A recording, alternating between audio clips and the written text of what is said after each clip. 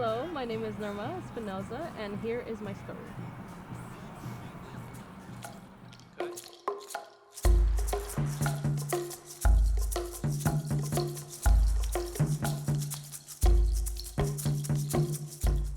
The history behind backstrap weaving is that backstrap weaving is considered women's work, and though that might sound a bit backwards and ancient, it's actually a really respected field, and it has been a way that women have been able to support themselves for thousands of years. Backstrap weaving has been a way to create clothing for many Mayan women as well as Mexican women. It involves the process of learning from your mother or from the matriarch of your family, and it evolves into you making your own huipil. At the age of 8, you will start, and at the age of 10 is when you will be asked to make your own huipil, showing that you are independent and have learned from your family to pass on these skills. Kind of like how we have modern day quinceañeras.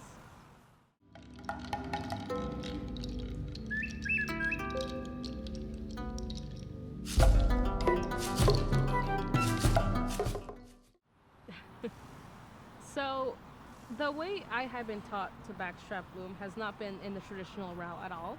My grandmother did sew, she was a seamstress, though she focused mostly on upholstery and working for factories. I myself started sewing at the age of 8, and I learned through my grandmother.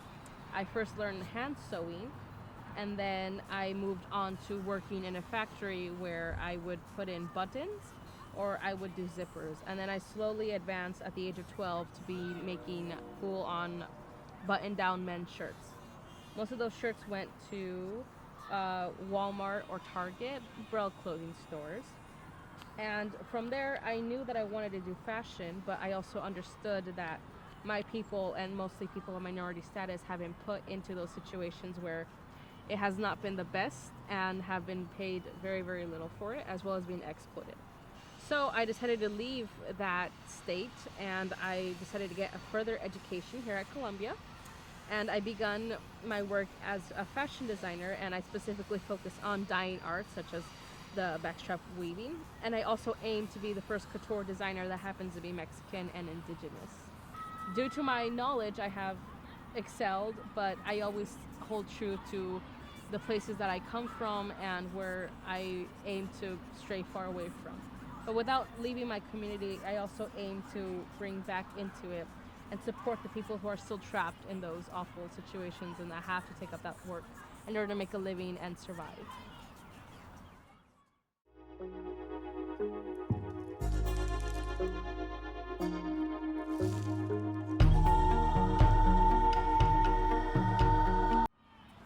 One of the places that I source my yarns and my fabrics are is from my very own Mexico City. I still have a lot of family over there that produces their own wool or their own cotton, and now that I am able to label myself as a designer, I have begun commissioning them and helping them out as well with their finances through the use of their work and their traditional arts of dyeing. Along with this, you can only use natural dyes and natural fabrics, so you have to be really careful from where you're getting your sources. And I aimed myself last year to only use natural materials and stray away from synthetics, and I have kept that promise, and I have only used eco-friendly and sustainable fabrics and cottons. So the yarn that I'm using right now is one of the local dyes that I have talked about, and I will show you right here. This yarn has been dyed with the cactus nopal. This is one of the lightest shades of hue that you can get from it, and to get darker or lighter hues, you mix it with the lye solution. Lye is like what you use to make soap, and it goes into cleaning products as well. And through acidity and pH is where you can get also different kinds of hues. Another recognized dye that is native to Mexico and to the indigenous Maya is the cochinilla, which is a little parasite that sticks onto the cactus. And when they are dried and killed, they release this really, really pigmented red dye. I have some string right here that has that dye, as you can see. This here is the brightest hue you can get, but of course you can get higher and lighter shades of this color. Being indigenous, you focus a lot on returning and taking from Mother Earth, not just taking. So we are very conscious about what we use, and there are many ways to get pigments. You can use natural flora and fauna, animals, and your own waste sometimes. A lot of the times, food waste is used to color in fabrics, such as getting orange peel skins, avocado skins for pink dye, all that stuff. It takes a true artisan, and that's a whole other hierarchy when it comes to backstrap weaving. So that is not my qualification, and I can't say more about it. But it's a very interesting way that we have been able to source our own dyes and get such highly pigmented colors without the use of synthetics. So that makes it possible. It's just not as common as it was before.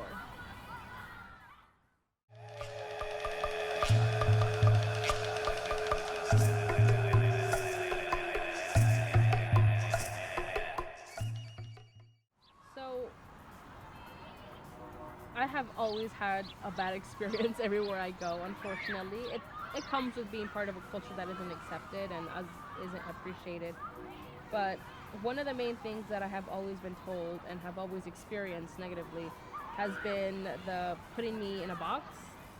Again, as a designer here at Columbia, I have unfortunately encountered a lot of people who agree with leaving things in the past and moving on. Not that technology is bad, but it very much feels like an insult when someone tells you to leave your culture in favor of theirs, or that my culture is stupid, primal, or savage, and a thing of a past. Through Colombia, I have also experienced a lot of positives.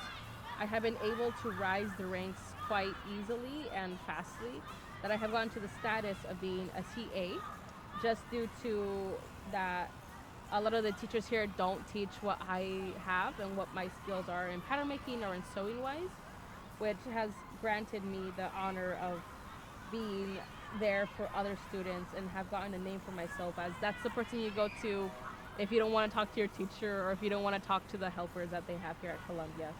And I took a lot of pride in that, of course. I love being a helper, and I truly appreciate the opportunity that I get.